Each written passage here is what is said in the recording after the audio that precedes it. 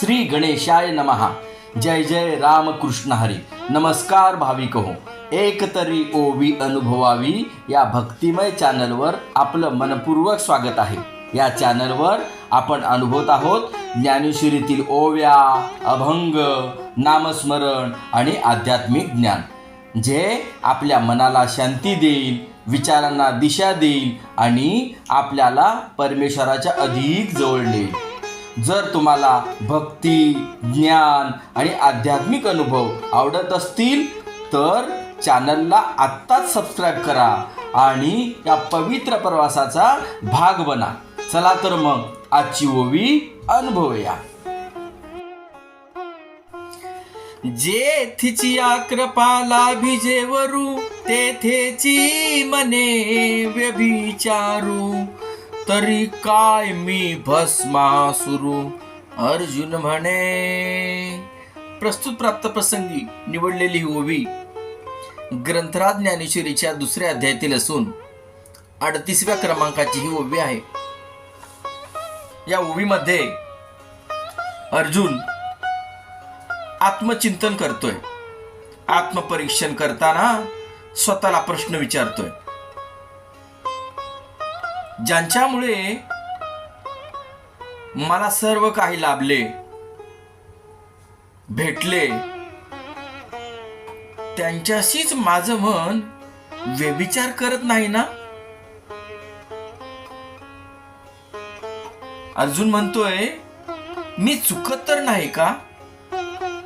ही आत्मपरीक्षणाची वृत्ती महान आहे.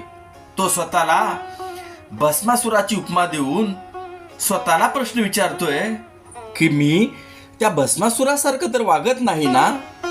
हा झाला ओवीचा सरळ सरळ भावार्थ.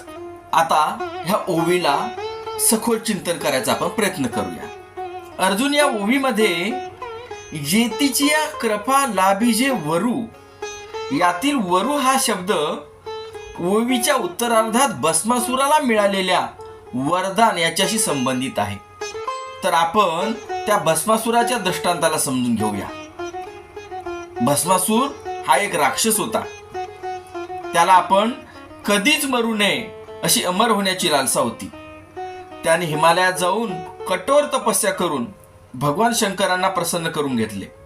भस्मासुराने कपटी बुद्धीने एक वर मागितले, मी ज्याच्या डोक्यावर हात ठेवीन तो जळून भस्म म्हणजे राख झाला पाहिजे.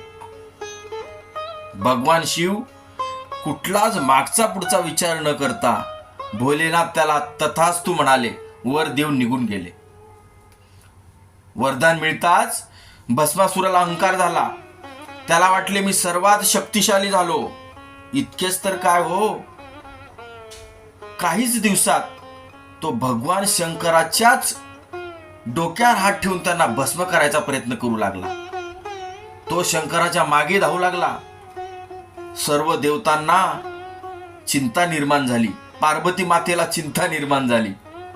सर्वांनी भगवान विष्णूला विनंती करून शिवजींना वाचवण्यास सांगितले. भगवान विष्णूने क्षणार्धात मोहिनीचं रूप घेतलेलं आहे आणि भगवान शंकराचे मागे लागणाऱ्या त्या भस्मासुराचं मन मोहून टाकलेलं आहे. विद्रूप असणारा तो राक्षस त्या मोहिनीला पाहताच मोहून गेला. तो क्षणार्धामध्ये हो म्हणाला. मोहिनीनं सांगितलं, अगोदर तुला माझ्यासारखे माझ्यासोबत नाचावे लागेल, त्यानंतरच मी तुझ्याशी लग्न करेन. भस्मासूर मोहिनीसोबत नाचूही लागला. मोहिनीची नक्कल करू लागला. शेवटी मोहिनीने स्वतःचे हात स्वतःच्या डोक्यावर ठेवून नाचायला सुरुवात केली. भस्मासूरही आपले हात स्वतःच्या डोक्यावर ठेवले आणि तो भस्म झाला. जसं भस्मासुराला भगवान शंकराकडून वर प्राप्त झाले, परंतु प्राप्त झालेल्या वराने भगवान शंकराचाच भस्म करण्याचा प्रयत्न तो करत होता, तसं अर्जुन येथे म्हणतोय की ज्या द्रोणाचार्य, भीष्माचार्य यांच्या कृपेने मला धनुर्विद्या वराच्या स्वरूपाने मिळाली, प्राप्त झाली, त्यांना मारणे म्हणजे भस्मासुरासारखे होणार नाही का? रणांगणावर अर्जुन मोहाने भ्रमित होऊन हा प्रश्न स्वतःला विचारत आहे. त्याच्यावर श्रीकृष्ण काय बोध करतील ते पुढील ओव्यामध्ये आपण पाहूया. पण आज आपल्याला या ओवीच्या निमित्ताने स्वतःला प्रश्न विचारायची गरज पडलेली आहे. स्वतःला आत्मपरीक्षण करण्याची गरज पडलेली आहे. आपल्याही आयुष्यात आईवडिलाची कृपा, गुरुचे मार्गदर्शन, देवाची कृपा सर्व असताना आपण आईवडिलांना विसरतो. यश मिळाले की देव विसरतो. गुरूंचे मार्गदर्शन मिळाले की स्वतःला शहाणे समजतो. हेच तर मनाचा विचार आहे.